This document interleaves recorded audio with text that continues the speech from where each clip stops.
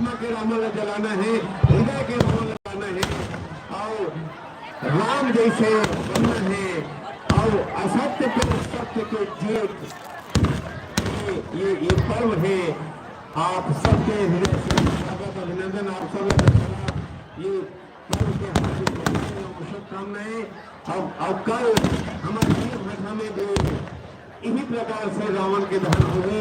हमारे छत्तीसगढ़ के बसना के चंदा के अंजोर के लोक कला मंच के आयोजन रखे गए हैं। आप सबसे अनुरोध है कि ज्यादा से ज्यादा संख्या में आके बेलभाटा के रावण दहन के भी आप आनंद लो और लोक कला मंच के भी आनंद लो। यही भीड़ के साथ में हृदय से धन्यवाद देता हूँ।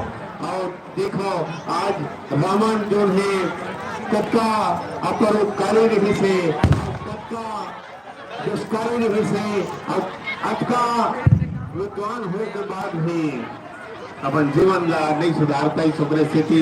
आज रावण धो धो के जलत है और ये रावण दहन आज क्रिकेट मैदान माल खरोदा में हुआ थे। आप सबके पूरे माल खरोदा पंचायत की ओर से हार्दिक स्वागत करत हन, अभिनंदन करत हन और आओ संगवारी हो ये आयोजन